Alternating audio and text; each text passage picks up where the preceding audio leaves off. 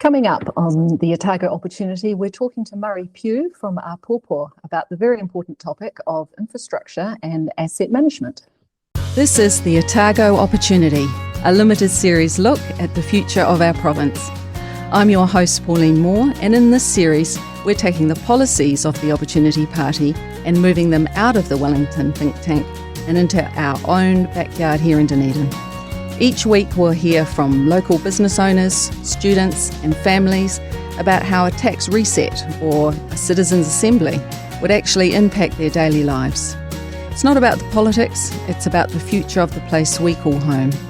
Welcome to the Otago Opportunity. Kia ora and welcome to the Otago Opportunity. Joining me today is Dave Bainbridge-Zafar, the Opportunity candidate for Dunedin. Welcome, Dave. Kia ora. And our guest, Murray Pugh, CEO for Āpōpō. Thank you for taking the time to come and chat with us, Murray. Hello, Pauline. Great to be here, David.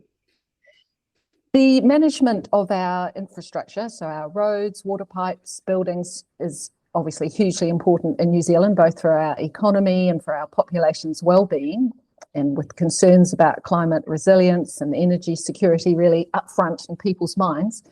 Murray, you're the CEO for Āpōpō, which is the lead professional association for Aotearoa New Zealand's infrastructure asset management community. That's quite a mouthful.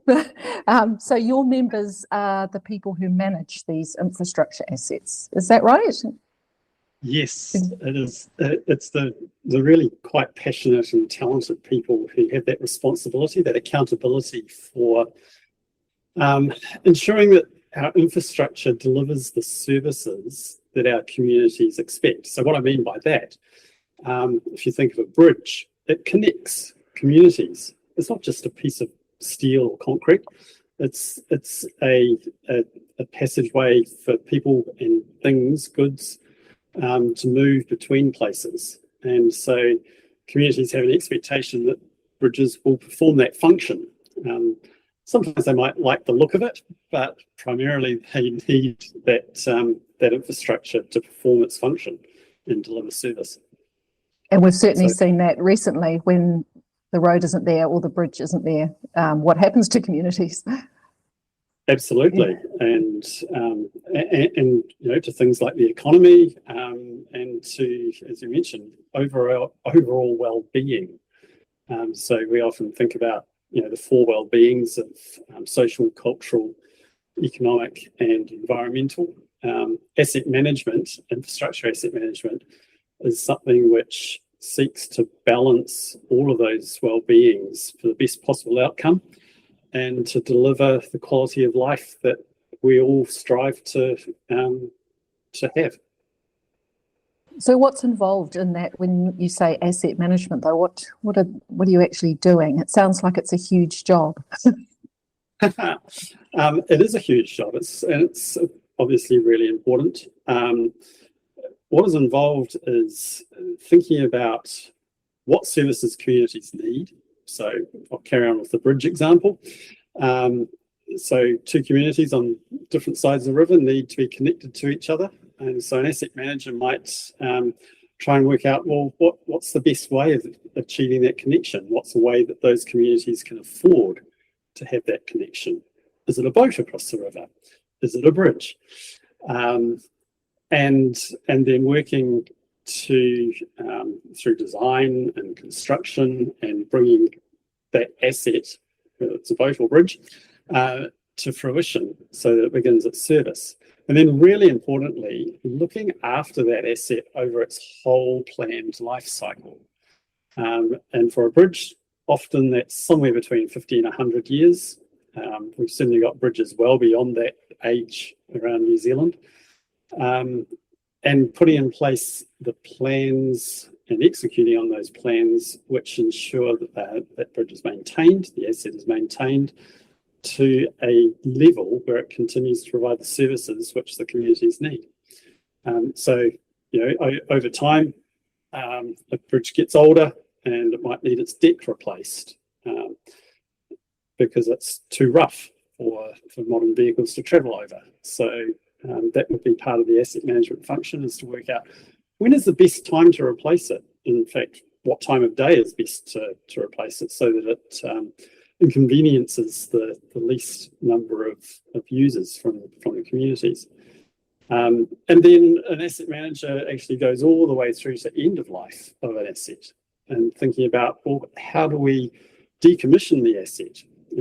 Build a bigger bridge down the river because communities have grown. Now what do we need to do with that bridge? Do we turn it into a cycleway or a pathway? Do we need to remove it because it's actually obstructing the river flow?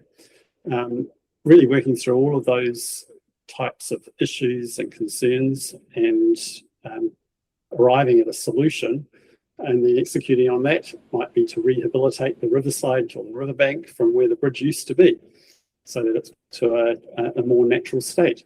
Or maybe it's part of a cycleway and a cycle plan for those communities. So an asset manager is involved in all of that engagement with communities, the planning, the engineering, the designing, the costing, and supervising construction and the actual maintenance activity over a whole life cycle.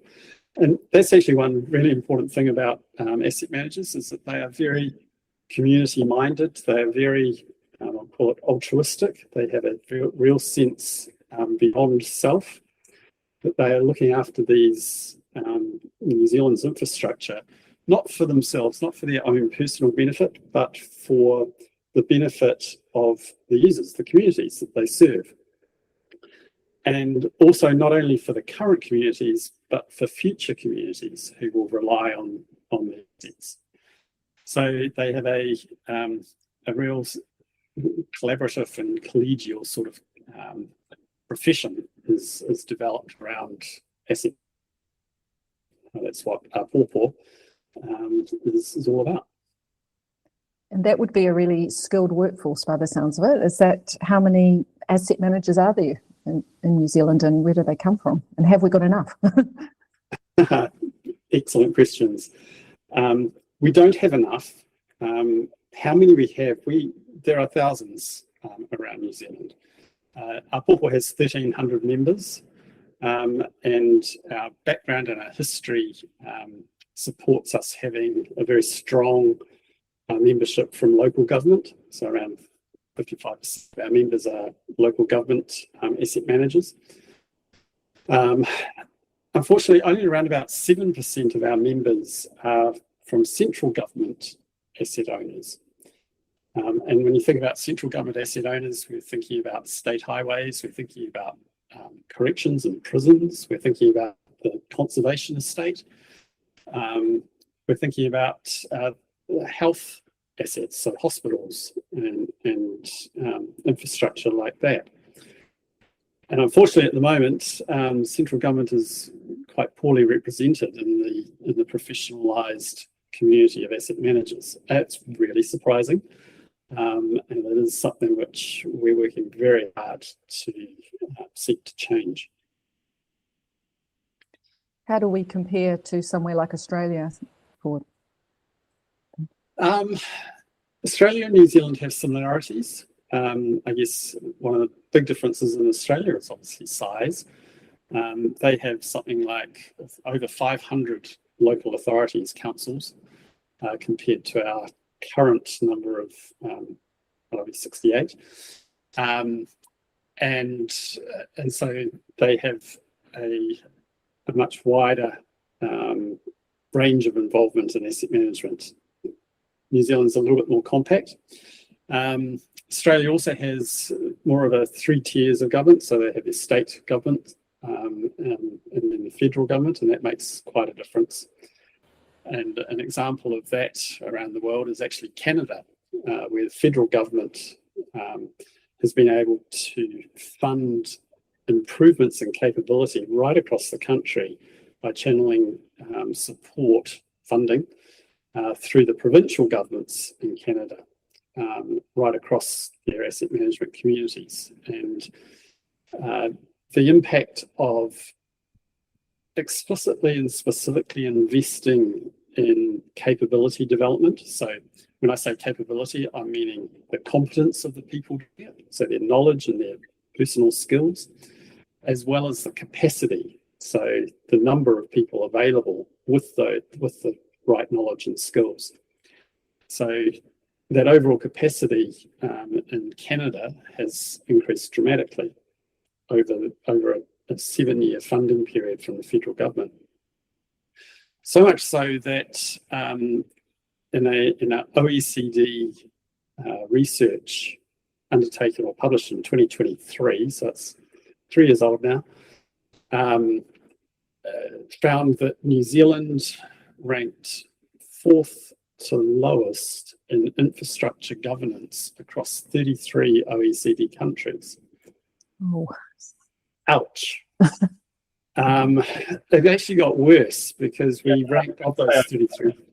I've got that report in front of me, Murray, and yeah, I thought you might mention it. Obviously, you're the CEO of Āpōpō, the body that is representing asset management professionals. So I wasn't sure if you would put the boot in, but yeah, 29th out of 33 overall, but dead last for accountability and professionalisation in asset management, right, for New Zealand. And obviously, I'm originally from the UK. I worked in asset management in the UK and then came to New Zealand and work in asset management here, in local government, and then in health, and now back in local government. I was really surprised when I moved here at how unprofessional the asset management space is in New Zealand. You see a lot of asset managers here in New Zealand have come through that kind of handyman, caretaker type route, whereas overseas it's more and more a data analyst type role that's looking at the data of how something is operating, whether it's a road and looking at, you can have sensors in the road that tell you how many vehicles and the weight of them over the road all the time, so you can have a good idea at the condition of the road. Whereas in New Zealand, it's still just people going out and looking at stuff and eyeballing it and going, it looks all right. Whereas, yeah, those more advanced countries are using a lot more kind of smart, data-driven sensors that tell us how things are operating.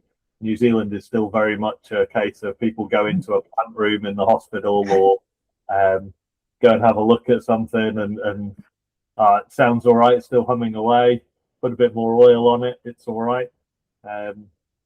It's a huge problem, and it's something the National Infrastructure Plan pointed out earlier this year, that we've pretty much got all the stuff we need in the country. We've got enough, pretty much, roads, water pipes, schools, hospitals, and we're just not very good at looking after them. And I guess the big question for government and those asset owners, which are predominantly local government, central government, and then some private companies, your energy companies and so on, how do we get better at looking after those assets? And that's, I guess, a big part of the purpose of the organisation that Murray leads, is helping New Zealand get better at looking after those assets, right, Murray? It is, yeah. And I think it's important to for our listeners, that we might be talking a little bit of doom and gloom, but there is a very bright light. And it's not so much the end of the tunnel, it is shining on asset management right now. And that is pretty exciting for us as a professional organisation. That last ranking out of 33 countries for professionalisation and accountability in asset management, that is the one that really did hurt us, us as a profession in New Zealand. And so we are doing a lot about it. We're actually doing world-leading stuff here in New Zealand in the professionalisation space. So Āpōpō has established a designation called Asset Management Chartered Professional, which has an equivalency in standing with what you might expect from a chartered professional engineer or a chartered accountant, that level of professionalism. And that designation and the requirements to meet it have been recognised by the world partners in asset management, a global organisation, as being parallel with their own global certification scheme. And so Āpōpō issues globally recognised certifications in parallel with our own asset management chartered professional designation. And we're looking to create a really strong sense of professionalism in the practice of asset management. And that requires a really high level of competence, knowledge, skills, and experience to be applied to all those activities I described earlier and what David's just referred to as well. So that we aren't just doing it with the good old Kiwi number 8 wire approach. We are doing it in accordance with globally recognised best practice. But importantly, we're also doing it in the context of New Zealand. And that is something else that Āpōpō strongly puts forward into the community of asset managers, is not ignoring the value of Indigenous knowledge systems that we have available to us. So the principles of Te Ao Māori, unsurprisingly, align very closely with what has been established as globally recognised best practice in asset management. The concept of thinking long term, which many will understand that Te Ao Māori principles, often we hear of 100-year plans coming from iwi hapu. And we struggle in local government with 10-year plans, 30-year plans. Central government is only just coming to grips with the concept of that sort of time frame of planning for infrastructure. And yet we've got Indigenous knowledge systems operating within New Zealand today, where that is just the baseline.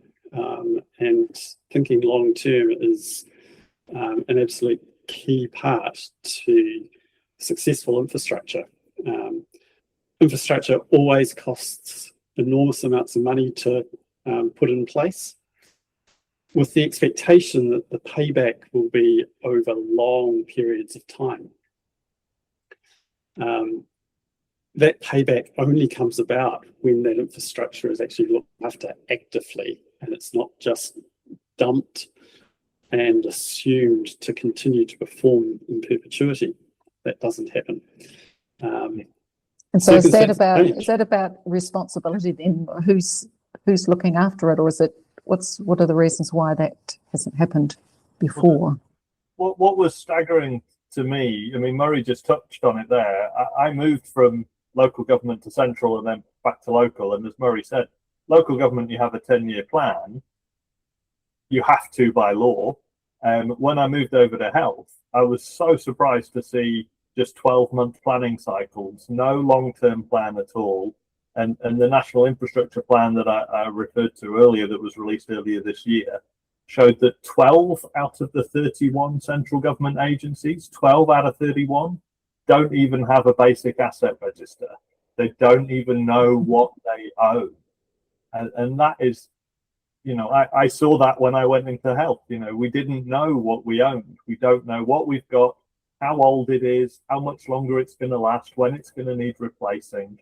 And these are just basic things that you absolutely need. So that's really frightening. And one of the things that Opportunity really wants to do is kind of force that improvement in standard. There's an ISO standard, so the International Standards Organization that have ISO that for environmental standards, quality management, everything. And there is an ISO for asset management, ISO 55000. We want to kind of make all the central government agencies use that as a standard, and local government as well, really, eventually over time. We don't expect that to happen overnight, but we absolutely need to lift our game. We spend a lot of money in this country. Our infrastructure spend is really high compared to other countries. but we're not very good at maintaining it, and that's where we need to get better. And that's where, unfortunately, you often see the government wanting to make cuts is on those maintenance budgets. And what that leads to, we all know the phrase, a stitch in time saves nine. You just end up, when you cut that maintenance budget, needing to spend more later on. If you stop looking after your car, if you stop doing oil changes and having a wash done every year, you soon need to buy a brand new car because you've run it into the ground. Whereas if you look after it properly and service it regularly, that car can last a long time. And we kind of instinctively understand that in our own lives. Yet when it comes to a massive piece of infrastructure, for some reason we don't use that same kind of common sense. And that for me is hugely frustrating to see in major government agencies like health and education and justice, and that has all the courts and schools and hospitals. We're just not looking after what we've got, and we're cutting the budget. Certainly this government has cut the budget significantly on maintenance, and that's a huge concern for the future of New Zealand and looking after these assets properly. I guess, David, the Infrastructure Commission, Te Wahanga, has released a number of reports repeating the now fairly well established statistic that for every dollar that we spend on infrastructure, 60 cents of that needs to be spent on maintenance and renewals. Yep. And so that only leaves 40 cents to build something brand new. And that ratio sort of holds true on large averages. It's not necessarily true on individual assets. And so, individual assets, what is required to keep them performing, need regular basis and plan for, so that we don't have situations of hospitals having failing sewerage systems, and we've got mould in the defence estate, and the police buildings not being functional. All of that maintenance activity, it needs to be planned and allowed for and active. And I guess, Pauline, you're asking, why have we got ourselves into a bit of a state that our infrastructure is not performing as we thought it would? There's quite a few reasons. Some of them, one of them starts with the post-World War II infrastructure boom, and that lasted for about 30 years, so it's not just a blip of time. But right around the world, New Zealand is not unique in this. A lot of infrastructure was created in that time period, part recovery from the World War, and setting up the next generation. Well, we have been that next generation, and we've consumed that investment. And unfortunately, we've assumed that it will be there forever. And we have sort of bowed to particularly political cycles, so 3-year election cycles, to be able to justify deferring decisions and deferring the obligation to maintain for the next generation what has been invested in by the prior generation.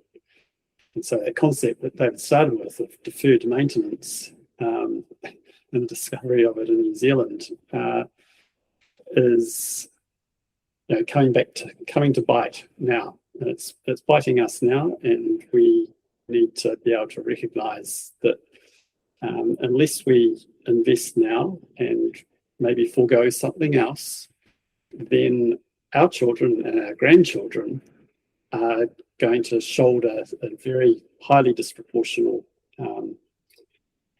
impact from failing infrastructure. It's getting old, and it's getting old all at once. So yeah. quite a challenge ahead of us. Yeah, Murray's right. A lot of the infrastructure across New Zealand was built in the 50s and 60s, and typically would have a life cycle of around about 50 years. Well, it's more than 50 years ago now, and we haven't really started replacing it. And typically, depending on what the asset is, you would look at the value of the asset and want to spend a percentage each year on maintaining it. So you might say if it's $1 million asset, you might want to spend 5% of that value a year looking after it. Certainly in health, we're well below 2% of the value of the asset on annual maintenance, which is well below an international kind of average. We're just not spending enough looking after what we've got. And sadly, politicians love standing in front of a shiny new thing with a big pair of scissors, a nice big ribbon as everybody claps. That don't really like maintenance not quite so attractive. Maintaining stuff, just cleaning it, changing the belt, changing the fan, changing the ball bearings, giving it a clean, giving it a tidy up, giving it a new lick of paint, looking after stuff, especially stuff that typically you don't see. The water pipes are under the ground, you don't see them. A lot of our infrastructure is hidden. Maintaining it isn't fun. It isn't easy to get a nice photo of, and so we just don't do it. And it's easy to cut the budget of that and put it off and put it off and put it off. And I was saying to Murray earlier, I worked in asset management in the UK, looking after the government estate and all sorts of things in the private sector as well as the public sector. I'd never heard the term deferred maintenance until I came to it, because it's not a term. It's not a thing. You just didn't do it. If you're supposed to replace your tires on your car every 12 months and you defer it this year and you defer it next year and you defer it the year after, you're not then going to put, 3 sets of tires on all at once. You haven't deferred it. You just haven't done it. And that's unfortunately what we do way too much of here in New Zealand. We just defer it in the hope that, kicking the can down the road, someone else can pick up the tab. As Murray was saying, it's our children and our grandchildren that are going to have to pay the bill for all this stuff that got built in the 50s and 60s and we haven't looked after properly. We either now need to spend a whole lot of money bringing it up to code, bringing it up to scratch, improving it, or building brand new ones. And that's what happened here in Dunedin. We looked at what it would cost to kind of refurbish the Dunedin Hospital, the old Dunedin Hospital, the current Dunedin Hospital, and it would have run into the billions. So it turned out to be more cost effective to build a brand new one. And that new Dunedin Hospital is the biggest civil engineering project in New Zealand since the Clyde Dam. Like Murray talked about, we haven't really built much big stuff for a while. So the new Dunedin Hospital is the biggest thing we've built for ages. And hopefully it will last another 50, 80, 100 years maybe, if it's well looked after. If it has a maintenance plan. And it has a proper maintenance plan. But unfortunately, we've already seen cuts to the capital budget that will increase the maintenance cost. And again, we know this in our own home, that if we put a really cheap thing on, that it won't last very long and we'll need to replace it often. Whereas if we buy the more expensive one, it may last longer. But again, the government wants to cut costs in the short term, bring the budget down, and then don't worry about the maintenance budget. That'll be someone else's problem. And that's really killing us in New Zealand. It's a big problem, and we need to grow up and improve our asset management maturity, and we need to do it quickly. And Āpōpō are doing fantastic work in that training and accreditation space. There's a whole lot of micro credentials that you guys have done that I think are brilliant. Those digital learning badges that have rolled out. And there's a whole bunch of free ones that are aimed at elected officials that they can do to learn about their governance responsibilities in the asset management space. I strongly recommend any elected councillors or MPs to do those micro learnings. They're really, really great. And that's where Āpōpō can help the most, I think, Murray, right? With learning and training and development and raising the standard that way, right? It is. And you mentioned earlier, David, ISO 55000, the international standard for asset management practice. And all of Āpōpō's guidance, training materials, and our accreditation is 100% aligned to the international standards. So we bring into New Zealand that practice from around the world. As I said earlier, we've woven together with Te Ao Māori principles to give really valuable New Zealand context. And the other point I wanted to mention, why everyone, the analogies around the car or how painting your house, they're easy to understand. Everyone understands that. So why is it that we're still in a bit of a pickle? It tends to be at the decision-making stage, at the governance level, those with accountability. As I said, we've put off decisions, we've avoided decisions, we've made decisions that allow for the ribbon cutting as opposed to the retrenching. And so we have a real focus on the governance level of asset management competence. We did a survey of 50 of our most senior practitioners in New Zealand recently, and 70% of them ranked governance as the highest priority for improving asset management in New Zealand. And that's quite a clear message that we need to be making better decisions. To make better decisions, you've got to have better information and understand the impacts of the decisions that are being made. And so we think that putting a focus on asset management competence at the board table or at in the council room, right across Parliament, is a key enabler for getting better results for New Zealand from our infrastructure investment. If we make better decisions, then we're going to reap the benefits. Yeah, completely agree, Murray. And I think the other thing that I think Opportunity are keen to do that I think will help is making Te Wahanga, the Infrastructure Commission, give it a bit more teeth and give it independent status, make it a bit more like the Reserve Bank, and that can make those decisions without that political interference, which I think will be a good thing for the future of New Zealand. Thank you, Murray. Appreciate the time you spent with us, and it sounds like the work you're doing with Āpōpō will, it gives us hope that changes are being made. Thanks, Dave. That's all from Otago Opportunity today. Thanks for listening, and join us next time.